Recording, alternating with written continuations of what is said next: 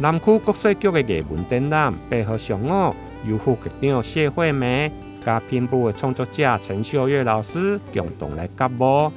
副局长谢惠美表示，该展览是今年第3季的展览，特别邀请陈秀月老师展出伊的品部创作。因为陈老师是金门的查某囝，因此作品大部分拢是甲金门的风景有关。近年来更加融入环保的议题，希望唤起民众对环境保护的心思。老师是战地金门姑娘这样子哦，所以他对离岛这样故乡其实有非常浓厚的感情，所以他的创作很多都是以金门为背景。像我们这次展出的作品里面，战地风情啊，那我们从这个战地风情里面就可以看到金门酒厂啊，然后风师爷啊，或者是金门大炮等等啊，从这边就可以展现就是这样的一个金门的一些风情，然后去从他的作品其实可以感受到老师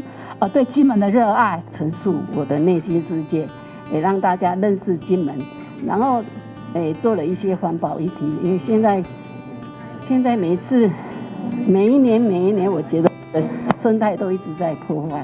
然后我们就也无力去改善它，就用拼布来做，让大家曾经怀念的环境哈。然后台南那个侏罗树啊，也是一直梅姐我也做了一幅作品这样子的花想哈。然后那个古迹的维护啊，我做了赤坎螺。那金门我就做一些那个水獭，环保以水獭为题。然后把金门故乡，高粱是，高粱田，它是生产高粱酒的，我也做了一幅。陈秀月老师的作品，拢是利用剪裁衫裤剩落来的碎布，运用卡丝甲卡手创作出来。每一件拢是用而且兼顾艺术的价值，其中有表达对红色的写意，另外嘛有风景的图样，每一件拢是一针一片拼接而成。因为拼布它有很多表现的方法，然后碎布风景画，它这个是要再连胶，连一层胶布再贴上一层胶，然后再用轮刀再来切割。那切割它那个切割的每一个小碎片都有它的规则性，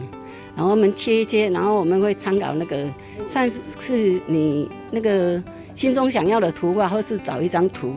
来参考，然后再把它布置上去，然后就是用印斗整烫连这样子，好，然后它就这样子再用缝纫机自由曲线把它车一车，它就可以变成那个碎布风景画。这场陈秀月拼布艺术展，对今仔起伫南区国税局的9楼艺文展览区来展出，预计展期将到9月27，欢迎各位拼布艺术的民众踊跃前往参观。台南新闻林根采访报道。